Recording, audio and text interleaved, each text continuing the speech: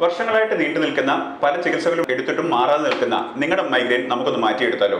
എങ്ങനെയെന്ന് അറിയണമെങ്കിൽ ഈ വീഡിയോ മുഴുവനായിട്ട് കാണുക.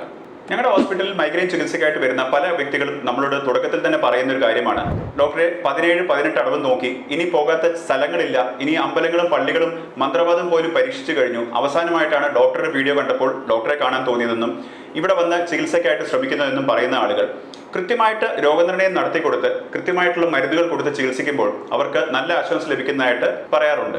മൈഗ്രെയിൻ എന്ന് പറഞ്ഞു നടക്കുന്ന ലോകത്തിലെ ഭൂരിഭാഗം ആൾക്കാരെ ഞങ്ങൾ ചികിത്സിക്കുന്ന സമയത്ത് കാണാനായിട്ട് സാധിക്കുന്നത്, പലപ്പോഴും ഒരു ഡോക്ടർ കേവലം 3 മിനിറ്റ് തൊട്ട് 7 മിനിറ്റ് വരെയുള്ള സമയം ഈ പേഷ്യന്റിനെ പരിശോധിക്കുകയോ സംസാരിക്കുകയോ അവരുടെ കേസ് എടുക്കുകയോ ഡീറ്റെയിൽസ് ചോദിക്കുകയോ ചെയ്തതിനു ശേഷം കൃത്യമായിട്ട് ഉത്തരം പറയാതെ ഇത് മൈഗ്രെയിൻ ആവാനാണ് സാധ്യത എന്നുള്ള ഒരു സജഷനാണ് സാധാരണ കൊടുക്കാറ്.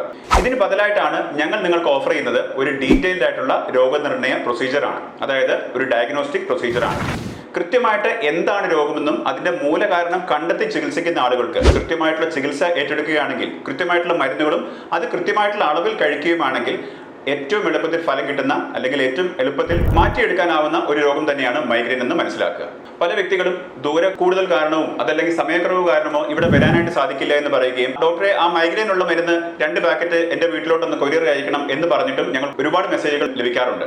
പക്ഷേ അങ്ങനെ ഞങ്ങൾക്ക് എല്ലാവർക്കും മരുന്നുകൾ അയച്ചു തരാനായിട്ട് സാധ്യമല്ല. കാരണം ഓരോ വ്യക്തിയുടെയും പ്രശ്നങ്ങൾ മനസ്സിലാക്കിക്കൊണ്ട്, ഓരോ വ്യക്തിയുടെയും കേസ് ഹിസ്റ്ററി മനസ്സിലാക്കിക്കൊണ്ട്, ഓരോ വ്യക്തിയെ കൃത്യമായിട്ടുള്ള ഫിസിക്കൽ എക്സാമിനേഷനിലൂടെ കടത്തിവിട്ടുകൊണ്ട് എന്താണ് അതിന്റെ മൂല കാരണം, ആ മൈഗ്രെയിൻ എന്ന് പറയുന്ന തലവേദന ഉണ്ടാകുവാനുള്ള എന്താണ് കോസ് എന്ന് കണ്ടുപിടിക്കുവാനായിട്ട് വളരെ ശ്രമകരമായിട്ടുള്ള ഒരു പ്രൊസീജിയർ തന്നെ അതിന്റെ പുറകിലുണ്ട്.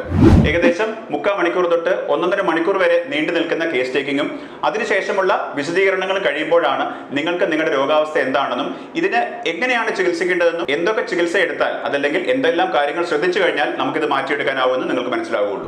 10ഉം 15ഉം അതിൽ കൂടുതലും വർഷങ്ങളുമായിട്ട് നിങ്ങൾ അനുഭവിക്കുന്ന മൈഗ്രെയിൻ 10ൽ താഴെ മിനിറ്റിൽ സംസാരിച്ചുകൊണ്ട് കേവലം അശ്രദ്ധമായിട്ട് നിങ്ങളെ പരിശോധിച്ചുകൊണ്ട് അത് കൃത്യമായിട്ടുള്ള ഡയഗ്നോസിസിലേക്ക് എത്താൻ സാധിക്കുമെന്ന് ഞാൻ വിശ്വസിക്കുന്നില്ല. തലവേദന ഒരു ചെറിയ മീനല്ല, അത് വളരെ സങ്കീർണമായിട്ടുള്ളൊരു രോഗവും അത് കൃത്യമായിട്ട് രോഗനിർണയം നടത്തേണ്ടതുമായിട്ടുള്ള ആവശ്യമുള്ള കാര്യമാണ്. ഈ കാര്യത്തെക്കുറിച്ച് നിങ്ങളുടെ അഭിപ്രായങ്ങൾ താഴെ കമന്റ് ചെയ്യുമല്ലോ.